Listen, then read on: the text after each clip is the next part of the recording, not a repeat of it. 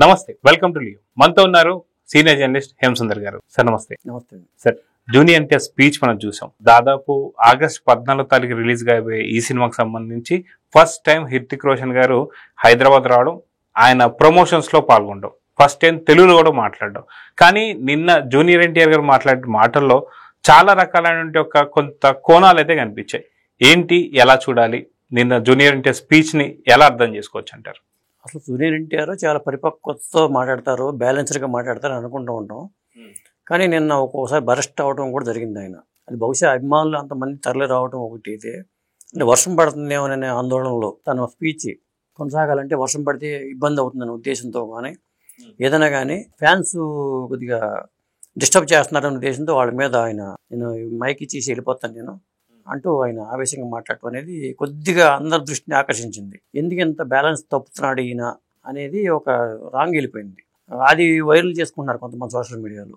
రామ్ చరణ్ గతంలో మాట్లాడినప్పుడు love you అంటాం, ఈయన మాట్లాడిందని ఆవేశంగా అంటాం. ఇది ఒక విధంగా ట్రోల్ అవ్వడానికి కారణమైంది.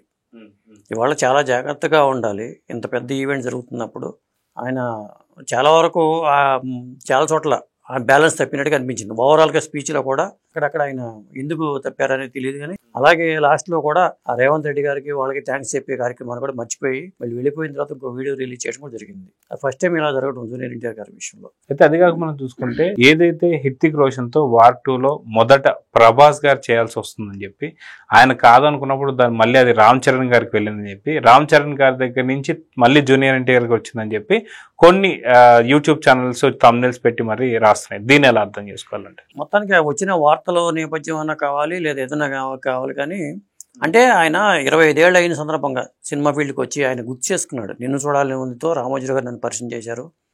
అప్పుడు నేను ఉన్నప్పుడు మా నాన్న మా అమ్మ తప్పితే నాకు ఎవరో లేరు. అలాగే నాకు అప్పుడు ప్రైవేట్ అద్దీంట్లో ఆఫీసుల నుంచి బయటకు వచ్చినప్పుడు నా దగ్గరికి ఒక వ్యక్తి వచ్చాడు. అతని పేరే ముజీబు, ఆదోని నుంచి వచ్చాడు. అతను ఆ తొలి అభిమాని అంటూ పరిచయం చేశాడు. ఆ కాసేపటికి ఆ ముజీబ్ అనే వ్యక్తి కూడా వేదిక మీదకి వచ్చాడు. అంటే ఆ ఒక్క అభిమానితో స్టార్ట్ అయ్యి వాళ్ళు మీ అందరిని సంపాదించుకున్నానని చెప్పడం ఆయన ఉద్దేశం కావచ్చు. అట్లా ఆయన స్పీచ్ అయితే కొనసాగింది. అలాగే హృతిక్ రోషన్ గురించి కూడా ఆయన కొంతసేపు ఆయన కూడా కేటాయించాడు. ఇండియాలోనే నెంబర్ 1 డాన్సర్ అని హృతిక్ అన్నప్పుడు కూడా ఆయన నేను కాదు అని ఇచ్చట అంటాం అనేది కూడా చూసాం మనం. అంటే ఆ స్పీచ్ హృతిక్ను కొంత ఆయన ఎలివేట్ చేయడం కోసం ఈయన తాపత్రయపడటం కానీ అట్లా కొంతవరకు బాగానే మాట్లాడు ఆయన. తను అనుకున్న విధానంలో మొత్తం అన్ని విషయాలు కవర్ అయ్యేలాగానే చూసుకున్నాడు. కానీ ఒక్కొక్కసారి ఫ్యాన్స్ కొంత మాట్లాడనివ్వకపోవడంతో కోపం వచ్చి ఇరిటేట్ అవ్వడానికి కారణమైందని చెప్పొచ్చు. సో ఓవరాల్ గా చూసుకుంటే చాలా హుందాగా ఉద్దిగ్గా మాట్లాడేటువంటి ఒక జూనియర్ ఎన్టీఆర్ గారు నిన్న మాత్రం గత 2-3 రోజులుగా వర్షాలు చాలా బీభత్సంగా పడడం కావచ్చు, చాలా ఇబ్బందులు పడడం కావచ్చు మనం చూస్తూ వస్తున్నాం.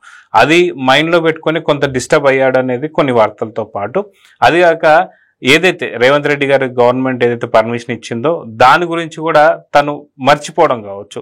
సో దీని మీద మళ్ళీ గవర్నమెంట్ కొంత సీరియస్ అయిందని చెప్పి కొన్ని వార్తలు రాగానే ఆ వీడియో పెట్టారంటే చెప్తున్నారు. ఏమంటారు మీరు? ఖచ్చితంగా ఉంటుంది.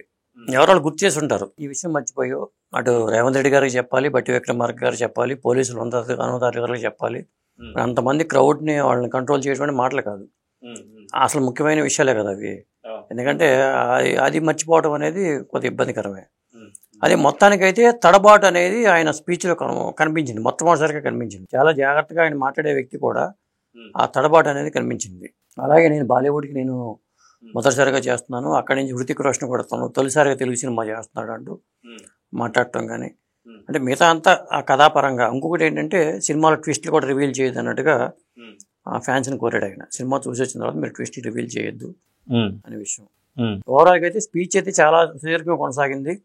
ఇంకొకటి ఏంటంటే వాతావరణం కూడా సహకరించింది. జనరల్గా సాయంత్రం వేసరికి వర్షం పడుతుంది, మరి ఇది మధ్యలోనే పడిపోద్దామని ఒక అనుకున్నారు. కానీ అందరూ కూడా వర్షం కూడా ఏం కార్యక్రమం అయ్యే వరకు కూడా పడలా. ఆ తర్వాత ముగించి అయిపోయే టైంలో జల్లులు స్టార్ట్ అయినాయి. అదండి. సో ఓవరాల్ గా ఆగస్టు 14 రిలీజ్ కాబోయే ముందు హృతిక్ రోషన్ హైదరాబాద్ రావడం కావచ్చు, ప్రమోషన్స్ చేయడం కావచ్చు, సో ఎంతవరకు ఈ యొక్క ఈవెంట్ ఏదైతే ఉందో సినిమాకి ఎంతవరకు దోహదపడుతుంది అంటే ఏం చెప్తారు? ఖచ్చితంగా వార్ 2 ఇక్కడ ఈవెంట్ చేయడం అనేది ఆ సినిమా వరకు మాత్రం చాలా ప్లస్ అని చెప్పాల్సి వస్తుంది. ఎందుకంటే సితారా ఎంటర్టైన్మెంట్స్ వాళ్ళు ప్రెస్టీజియస్గా తీసుకుని ఈ సినిమా రిలీజ్ చేస్తున్నారు. అలాగే మరి ఇంత కాంబినేషను, ఇంత భారీ కాంబినేషన్లో ఈ సినిమా రాబోతుంది కాబట్టి, పైగా పోటీగా కూలీ సినిమా ఉంది కాబట్టి వాళ్ళు ఈవెంట్ పెట్టడం కూడా మంచి పరిణామం అని చెప్పాలి.